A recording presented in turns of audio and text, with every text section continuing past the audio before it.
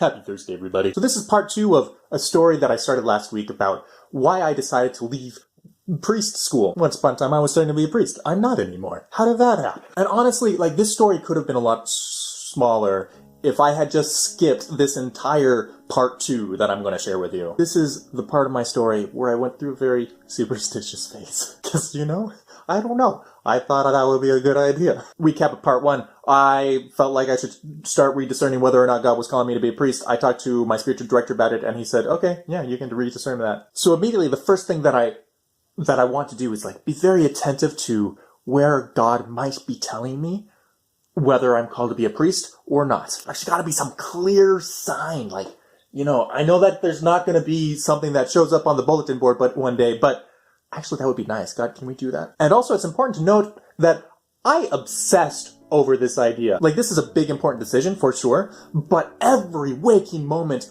of my day was consumed with trying to figure out, is God calling me to be a priest or not? For 15 months of my life. That's healthy, right? I would be outside and I would notice a plane that was flying up in the sky, and I'd be like, I wonder which way that plane's flying. Is it flying west? West is home. God's calling me to go home. I can tell because of the airplane. Now, of course, this is at a time when I was living on the East Coast, so every single plane that's not an international flight is going to be flying west if I see it in the sky. But, details. So I started seeing signs everywhere and always feeling like I had just figured it out. Yes, the plane went west. I'm called to go home. Or the sun, the way it was coming through the stained glass. I'm called to be a priest. Or something else. And I was bringing all these things to my spiritual director, and wow, that man is a very patient man. But I was trying his patience. And he said, Peter, this is all... Why don't you actually pray and stop being so superstitious? This is all nonsense. And he said, no, Father, I'm just trying to be attentive to how God's working. And Father's like, Peter, no, you're being an idiot. Just pray. Spend some time with God. Don't even worry about discernment for a while. Just pray. Be with Jesus. And I said, okay, I'll try to pray, I guess. But I thought I could outsmart this priest. And so what I started doing is I was just super attentive to how God might be talking to me through the mass readings every day. Every single day there's a new gospel passage and there's readings and stuff, and maybe if I just pay super close attention, I can see God trying to say something through the Gospels. Gospels are the divine word of God. This is going to work out, right? This is perfect. So every single day I'm poring over every word of the Gospels, which is a good thing to do in the right, healthy way. I wasn't doing it in the right, healthy way, but that's okay. There were some things that kind of caught my attention. I kept flip-flopping back and forth. God's calling me to be a priest. God's calling me to go home. God's calling me to be a priest. Home, priest, home, priest, home. But then one day, this was a big one that I very much remember. We were reading the gospel. This is during Easter time. We're getting ready for the Feast of Pentecost. And so Jesus is talking to the disciples, and he says, as close as I can remember right now, I have much to tell you, but you aren't ready for it yet. And of course, at that moment, I'm like, wait, yeah, so I'm listening. Yeah, you do have a lot to tell me, God. I'm here. I'm ready. And Jesus goes on, but one day I will send you the Spirit, and he will reveal everything to you. And I said, wait, everything? Everything? Really? Jesus, this is great news! You're gonna tell me what my vocation is on Pentecost! So the next time I talk to my spiritual director, I say, Father, I am so excited. Did you hear the gospel? God is gonna tell me what my vocation is on Pentecost? Look, it says it right here in the book! And Father just looks at me.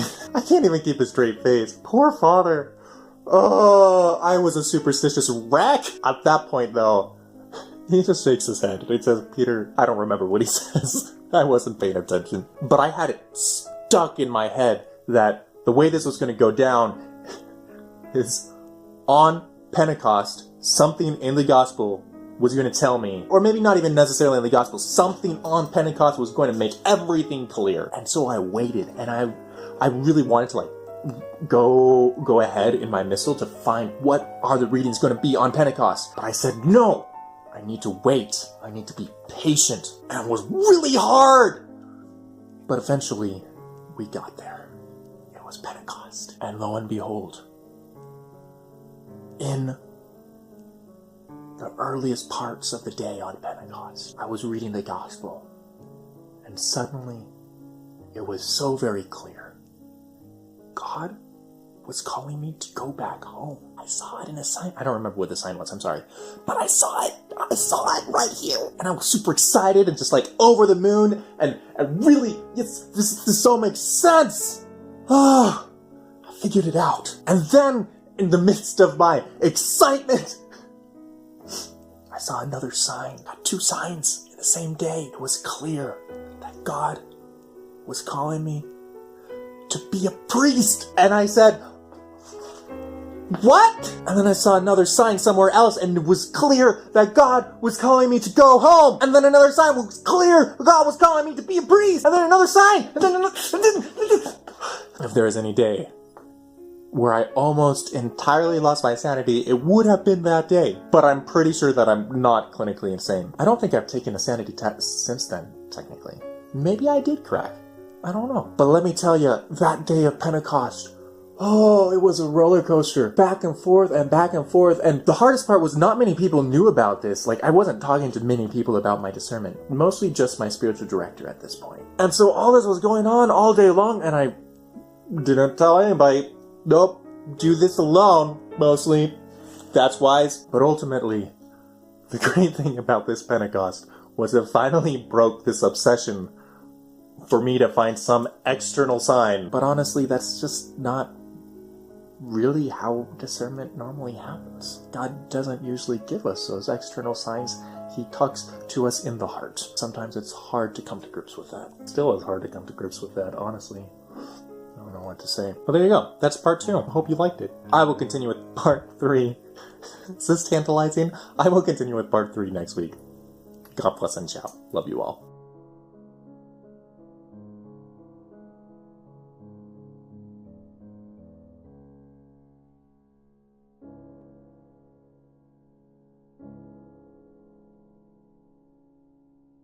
So as I'm editing this video right now, we're at 262 subscribers, which is exciting and also getting increasingly close to my next benchmark of 300 subscribers. Once we get to 300, I want to celebrate with a live stream, and also there's some tweaks that I want to make to the channel to make it more true to what I think it should be. I'm not going to tell you what those tweaks are, but it's like community-oriented things. I still kind of need to figure out some of these details, honestly. But community and joy and whatever it is this channel is about. So on that note, I wanted to ask a favor. Can we make it to 300 subscribers sooner rather than later? The predicted rate of growth for my channel is to get to 300 by around December.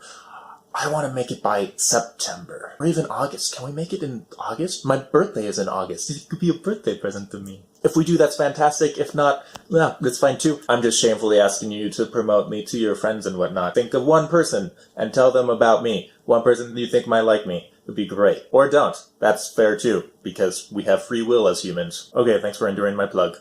Bye.